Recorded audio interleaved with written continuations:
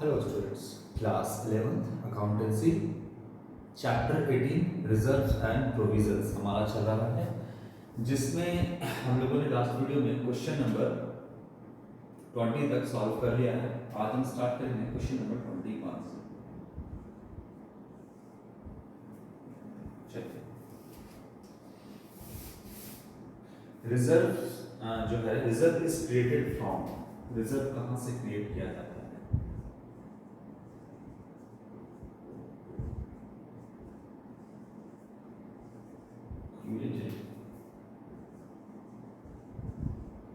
From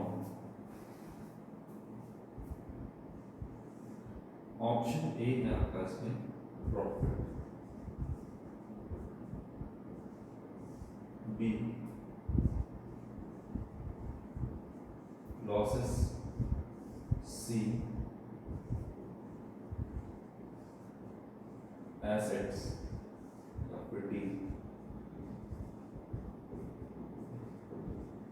liabilities. तो जो asset है, जो आपका रिजर्व है, वो आपका प्रॉफिट में से बनाया जाता है। कहाँ से बनाया जाता है? प्रॉफिट में से। जैसे आपका जो भी प्रॉफिट एंड लॉस अकाउंट जब आप प्रिपेयर करते हो, यानी बिजनेस का प्रॉफिट एंड लॉस निकालते हो, तो इधर साइड आप रेवेन्यू इनकम लिखते हो और इधर साइड आप रेवेन्यू एक्सपेंस लिखते हो।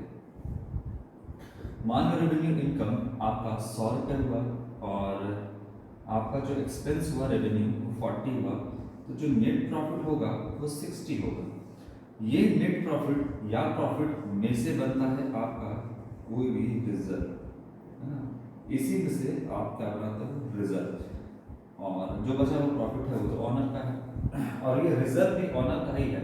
ये बनाया जाता है अननोन लायबिलिटी के लिए, बिजनेस को स्ट्रेंथ प्रोवाइड करने के लिए, ताकत देने के लिए बनता है आपका रिजर्व। तो कहाँ से बनता है? नेट प्रॉफिट या फिर बोली तो प्रॉफिट में से बनता है। अच्छा, बिजनेस का इनकम 100 रुपये हुआ और एक्सपेंस हो गया मान लीजिए 160 रुपया, तब यहाँ पर तब अपोजिट आएगा। यहाँ पर नेट प्रॉफिट की जगह फिर क्या आएगा? नेट प्रॉफिट तो फिर आएगा नहीं, फिर क्या आएगा? Net loss. नेट लॉस आएगा। मान लो कितना आ गया यहाँ पर? 60। ये नेट लॉस है। क्या इसमें से रिजर्व बनेगा? तब आप रिजर्व बना ही नहीं सकते, है ना। प्रॉफिट में से बनेगा, लॉस में से रिजर्व नहीं बनेगा। ठीक है।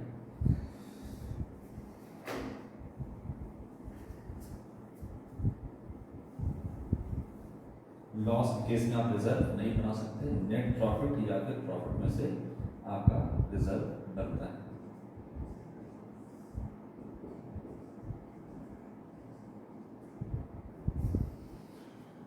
एसेट में भी नहीं, लायबिलिटी भी नहीं, आपका प्रॉफिट से बनता है सीधा।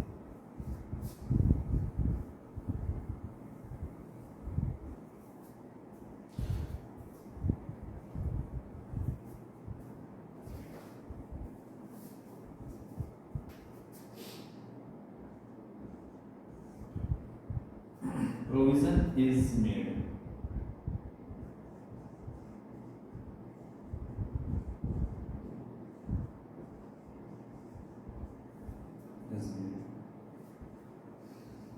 pay for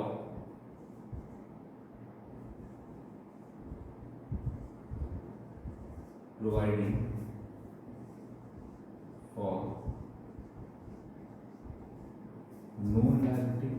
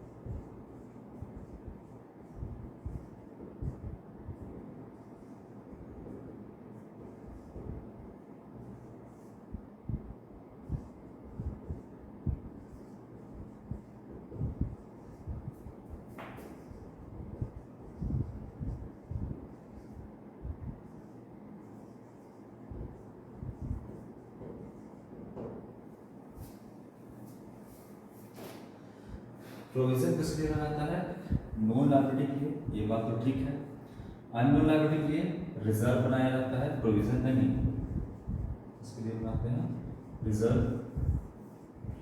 और स्पेसिफिक लायबिलिटी के लिए भी नहीं बनाते हैं, स्पेसिफिक नहीं, नोन होना चाहिए। स्पेसिफिक लायबिलिटी हो गया आपका जैसे कि इस लायबिलिटी के बारे में अगर हो सकता है फ्यूचर में, लेकिन वो अननोन है, मतलब हो भी सकता है नहीं। जैसे वर्कमैन कंपनसेशन रिजर्व बनाते हैं, इन्वेस्टमेंट फ्लक्चुएशन रिजर्व बनाते हैं।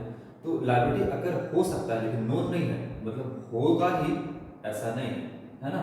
इसीलिए स्पेसिफिक लायबिलिटी के लिए भी हम रिजर्व ही बनाते हैं। मान लीजिए कि मेरे एम्प्लॉय काम कर रहे हैं, हो सकता है कि काम के दौरान, मेरे काम के दौरान उनको कोई इंजरी हो जाए, कोई चोट लग जाए, जिसका इलाज मुझे कराना होगा। तो उसके लिए जो हम पैसा अलग से इकट्ठा करते हैं वो वर्कमैन कंपनसेशन रिजर्व के तौर पे अलग से इकट्ठा करते हैं, जिसे हम स्पेसिफिक लायबिलिटी के तौर पे देखते हैं, है ना। वो पैसा वहीं खर्च कर सकते हैं और कहीं। लेकिन क्या वर्कमैन को चोट लगेगा ही, क्या वो इंजरी होगी ही, क्या उस पैसे को इस्तेमाल करना पड़ेगा ही, वो अननोन है। इसलिए स्पेसिफिक लायबिलिटी अलग से हम बनाते हैं, लेकिन स्पेसिफिक कोई भी लायबिलिटी अगर हो सकता है या नहीं भी हो सकता है, ये डिपेंड करता है सिचुएशन पे। तो इसके लिए हम प्रोविजन नहीं बनाते हैं। ये हो गया। इसके बाद में facing financial difficulties. Financial difficulties के लिए तो हम रिजर्व बनाते हैं, बिजनेस को स्ट्रेंथ देने के लिए, है ना। तो इसके लिए भी हम क्या बनाते हैं, अलग से पैसा हटा के रखो।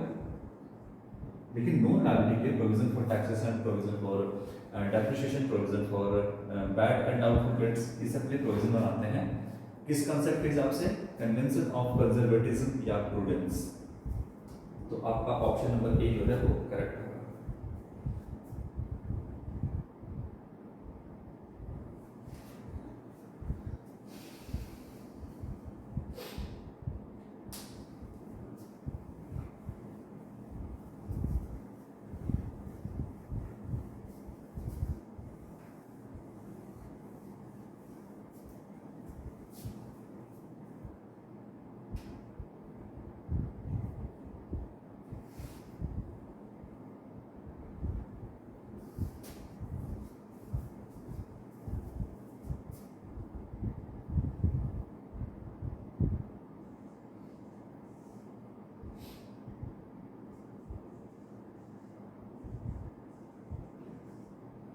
How many types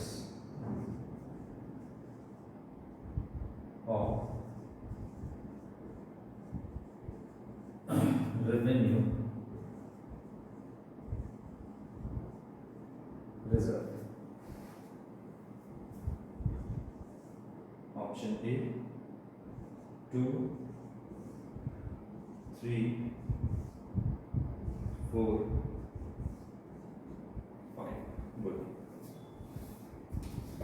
देखिए रेवेन्यू रिजर्व को बेसिकली दो भागों में बांटा जाता है आपका। एक है आपका रेवेन्यू रिजर्व और स्पेसिफिक रिजर्व, है ना। दो ही कैटेगरी में आपको इसमें डिवाइड किया जाता है। तो इसमें जो है आपका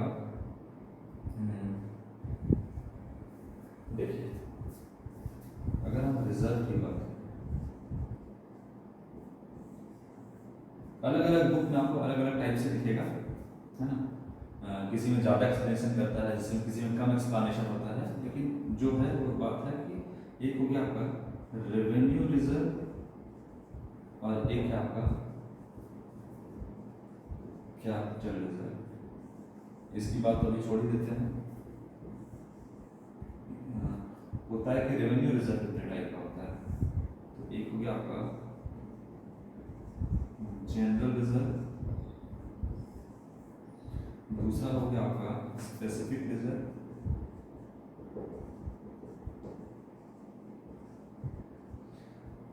ये दो ही भाग है बेसिकली। एक आपको और लिख देता है रिजर्व फंड। रिजर्व फंड का कुछ मतलब नहीं होता है। जब आप रिजर्व के पैसे को किसी बाहर मतलब सिक्योरिटी में इन्वेस्ट करते हो तो उसी को रिजर्व फंड बोलते हैं, है ना। जब जैसे ये रेवेन्यू रिजर्व में जो आपका पैसा है, जैसे जनरल रिजर्व जो है मान लीजिए, तो उसको अगर आप बाहर इन्वेस्ट कर देते हो, रेवेन्यू रिजर्व में जो भी पैसा है उसको अगर बाहर कहीं इन्वेस्ट करते हो, ठीक है, तो उसको बोलते हैं रिजर्व फंड। किसी सिक्योरिटीज में इन्वेस्ट कर दिया, अब पैसा पड़ा हुआ है मान लीजिए, तो पैसा पड़ा तो बढ़ेगा नहीं, तो आप क्या किए, उसको कहीं बाहर इन्वेस्ट कर दिए। तो जो बाहर आप इन्वेस्ट करते हैं रिजर्व को, वो रिजर्व फंड कहलाता है। तो बोल सकते हैं कि आपका 3 भाग में बांटा जा सकता है। अगर वो पूछेगा कि कितने भाग में, तो 1 2 3, तो बी नंबर आप टिक कर सकते हैं, 3 भाग में। तो रिजर्व के पैसे को बाहर इन्वेस्ट किया जा सकता है, लेकिन प्रोविजन के पैसे को नहीं किया जा सकता है। उसको आप चाहिए तो ये नहीं कि बाहर में इन्वेस्ट कर दीजिए, वैसा नहीं। रिजर्व के पैसे को आप इन्वेस्ट कर सकते हैं, जिसे हम रिजर्व फंड कहते हैं। किसी अदर सिक्योरिटीज में अगर आप इन्वेस्ट कर दिए, है ना, तो फिर वो आपका रिजर्व फंड कहलाता है। तो वो रेवेन्यू रिजर्व का ही पार्ट है 1 2 3, ये देखिएगा।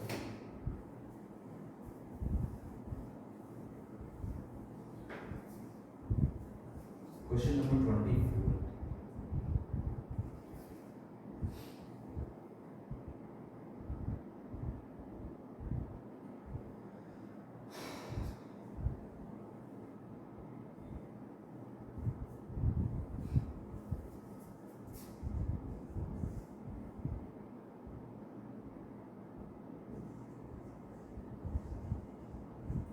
Reserve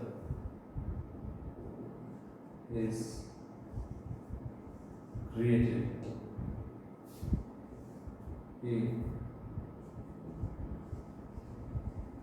to equalize the rate of dividend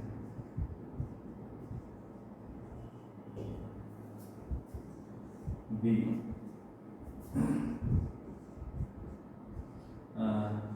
to strengthen the financial position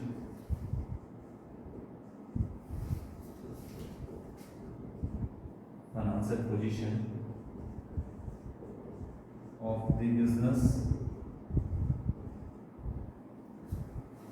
C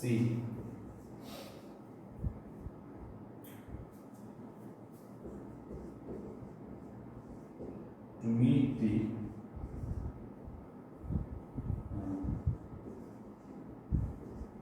unforeseen liabilities and losses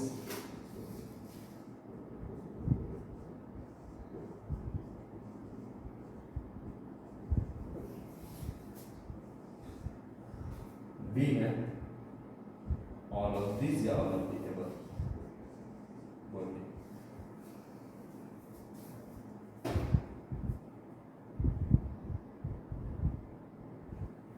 क्या होना चाहिए इसका आंसर?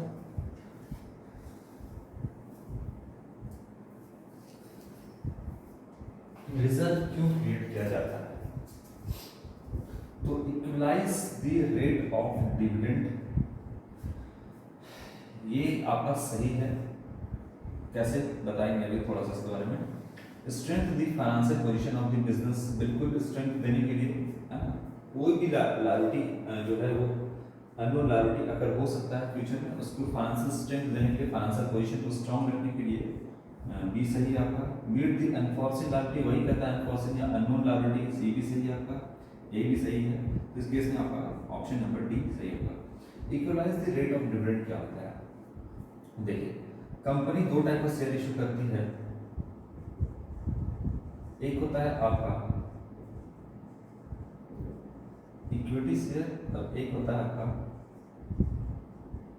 Preference share. ठीक है, इक्विटी शेयर है, प्रेफरेंस शेयर। प्रेफरेंस शेयर के पीछे हमेशा 6% या 7% जो रेट ऑफ डिविडेंड है वो हमेशा फिक्स होता है, यानी प्रेफरेंस शेयर होल्डर को एक फिक्स रेट से डिविडेंड मिलता है। इक्विटी शेयर होल्डर के पीछे कोई फिक्स रेट ऑफ डिविडेंड नहीं होता है, क्योंकि इक्विटी शेयर होल्डर कंपनी के ट्रू ऑनर होते हैं और रिजर्व पर भी इक्विटी शेयर होल्डर का ही अधिकार होता है, यही ट्रू ऑनर है।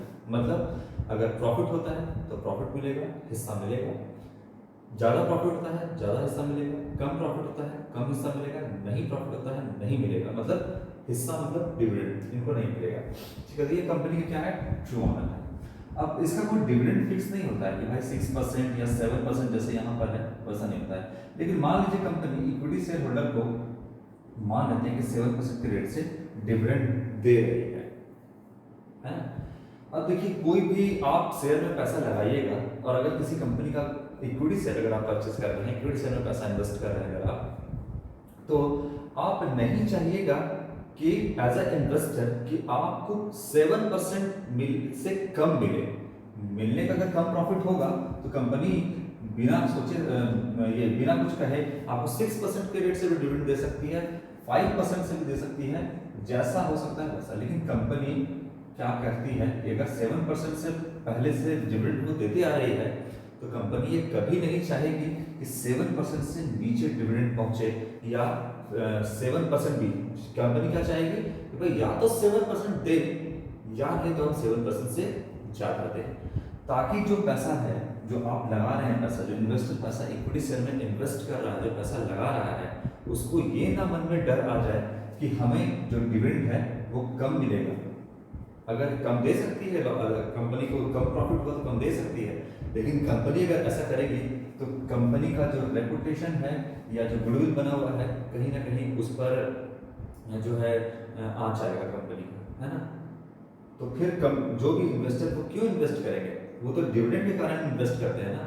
कंपनी को प्रॉफिट होगा तो मिलेगा, लेकिन प्रॉफिट नहीं हुआ या फिर मान लीजिए कि कम प्रॉफिट हुआ, इसको घटा दीजिएगा रेट ऑफ डिविडेंड, तो कभी आप इन्वेस्टर आपकी कंपनी में इन्वेस्ट नहीं करेंगे। और अगर इन्वेस्ट नहीं करेगा तो आपका कंपनी फिर चलेगा कैसे, फिर आपका कंपनी लॉस में रहेगा, फिर आपका, है ना, पैसा कहाँ से आएगा कंपनी के पास। इसीलिए इसी को इक्वलाइज करने के लिए रिजर्व बनाती है कंपनी, अलग से पैसा रखती है ना, डिविडेंड इक्वलाइजेशन रिजर्व ये बना दी अलग से। कोई भी रिजर्व कहीं किसी भी पर्पस के लिए बोले ना, रिजर्व का क्या मतलब, रिजर्व का मतलब क्या काम करना है ना।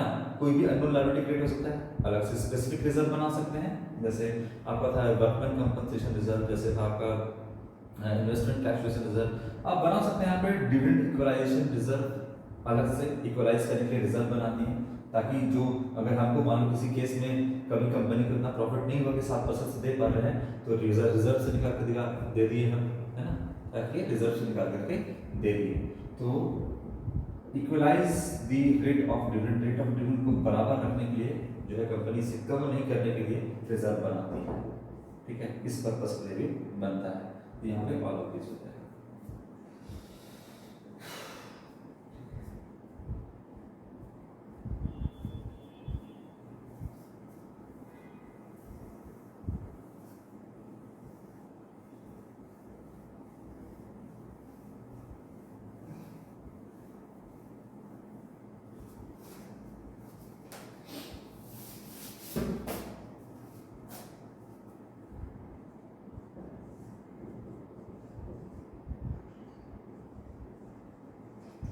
How many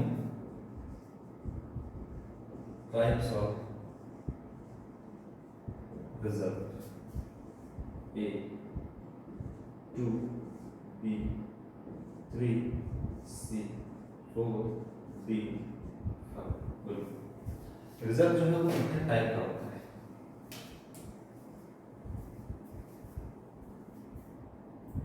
तो इसके बारे में तो मैंने आपको ऑलरेडी बताया है कि दो ही टाइप का रिजर्व है, एक आपका रेवेन्यू रिजर्व और दूसरा है कैपिटल रिजर्व। तो दो टाइप का होता है, एक रेवेन्यू और एक कैपिटल, रेवेन्यू रिजर्व है, कैपिटल रिजर्व। अब उसमें से अंदर में क्या काउंट हो रहा है वो मत काउंट करिएगा। जो रिजर्व है तो रिजर्व को रेवेन्यू और कैपिटल में दो भागों में बांटते हैं। रेवेन्यू को अलग बात है कि वो हम 2 या 3 भाग में बांटते हैं, जनरल रिजर्व हो गया, स्पेसिफिक रिजर्व हो गया या रिजर्व फंड हो गया। तो ये सब में देखिएगा how many types of, basically होता तो ही आपका रेवेन्यू एंड कैपिटल। फिर रेवेन्यू का फर्दर एक्सप्लेनेशन है, उसको भी आगे कई हिस्सों में बांटते हैं, वो अलग बात हो गया। रिजर्व दो टाइप होते हैं, रेवेन्यू और कैपिटल।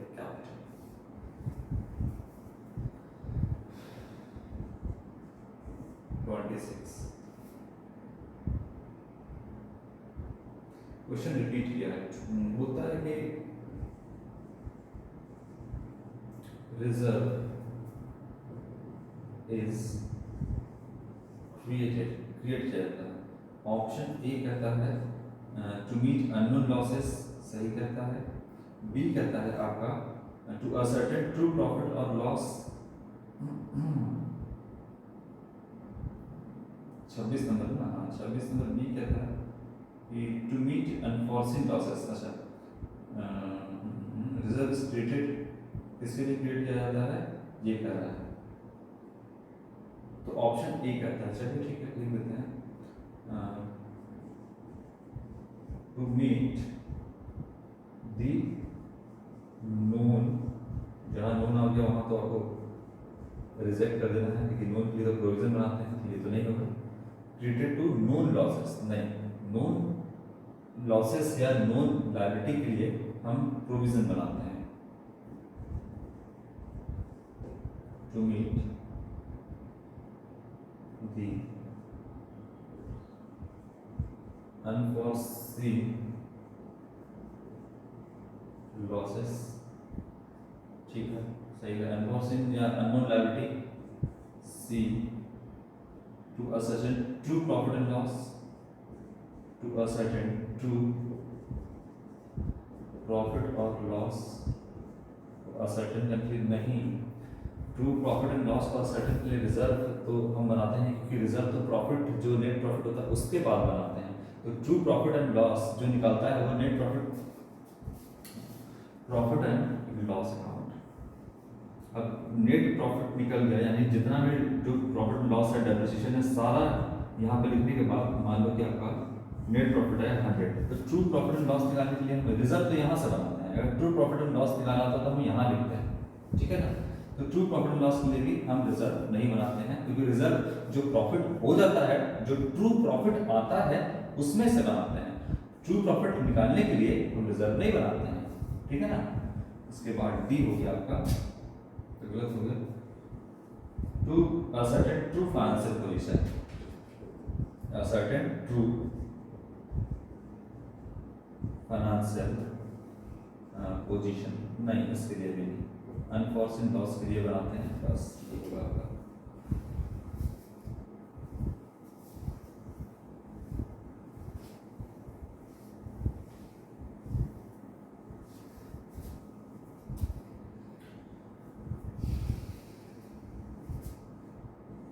लास्ट क्वेश्चन है आपका,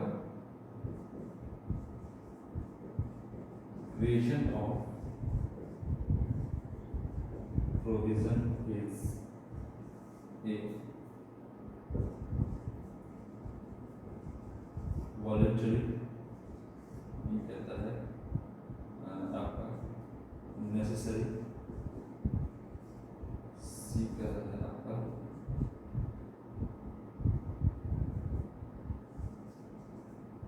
इलीगल, और टी कहता है आपका अननेसेसरी। बोलिए क्या वॉलंटरी है, नेसेसरी है, प्रोविजन का, इलीगल है या अननेसेसरी है। तो ये आपका होना चाहिए, रिजर्व तो 4 अगेंस्ट प्रॉफिट होता है और इसको बनाना कंपलसरी है, यानी नेसेसरी है।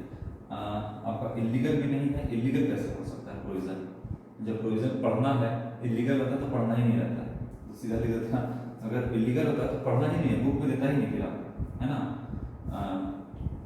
अननेसेसरी रहता तो फिर हम प्रोविजन बनाते ही क्यों, इतना पढ़ाई की प्रोविजन का चैप्टर, तो नेसेसरी तो होगा, नेसेसरी तो है, मन अपनी इच्छा नहीं, इच्छा से नहीं होता है आपका। वॉलंटरी होता है रिजर्व आपका, अपनी इच्छा से, ऑप्शनल होता है, बनाओ चाहे मत बनाओ, पैसा रखना है पूरे समय के लिए तो रखो, नहीं रखना तो मत रखो, ये रिजर्व का बात हो गया। लेकिन फ्यूचर में लॉस होने वाला है, प्रूडेंस कंसेप्ट, और उसकी तैयारी तो पहले से करनी ही पड़ेगी, तो बिजनेस चलेगा कैसे। तो सब जितना भी कंसेप्ट वगैरह है बिजनेस में, अकाउंटिंग में, वो सारा एक तरह से बिजनेस को सपोर्ट करने के लिए, अकाउंटिंग में सही तरीके से चलने के लिए वो सब कुछ आपका बनाया गया है ना। तो अकाउंटिंग कंसेप्ट में जितना भी कुछ आपका दिया गया है वो सब कुछ अकाउंटिंग डाइवर्स ना हो जाए, अकाउंटिंग सही तरीके से ट्रू जो है result, profit and loss, true financial position दिखाए, ये सब कुछ बहुत ज़रूरी होता है। और साथ ही साथ ये भी अश्योर करता है कि अकाउंटिंग इस तरीके से हो कि फ्यूचर को ध्यान में रखते हुए, है ना। प्रूडेंस कॉन्सेप्ट अगर क्यों बना है, कन्वेंशन ऑफ कंजर्वेटिज्म, फ्यूचर में आपको लॉस हो रहा है, तैयारी अभी से करिए, नहीं तो फ्यूचर में अगर कोई भी लायबिलिटी अगर होगा ऐसा, है ना, जो कि आपका नोन लायबिलिटी है, जान ही रहेंगे पहले से कि हमको फ्यूचर में लॉस, अभी से नहीं करोगे तैयारी तो बाद में आप गंदे फंस जाओगे, इसलिए प्रोविजन बनाया जाता है, तो वो नेसेसरी है बनाना। आपका क्वेश्चन नंबर 27 यहाँ कंप्लीट हो। और 27 के साथ ही साथ आपका ये चैप्टर 18 प्रोविजन एंड रिजर्व भी जो ऑब्जेक्टिव क्वेश्चन गिवन है उसके हिसाब से आपका कंप्लीट हुआ, ठीक है। हालांकि कोई भी चैप्टर बोले कंप्लीट होता नहीं है, क्वेश्चन आपको मिलता रहेगा, इसमें सॉल्व करते रहिए। इसके आगे जो चैप्टर है वो है आपका bills of exchange and promissory note, उसको हम नेक्स्ट वीडियो में करेंगे। आज के लिए इतना ही बच्चों, थैंक यू।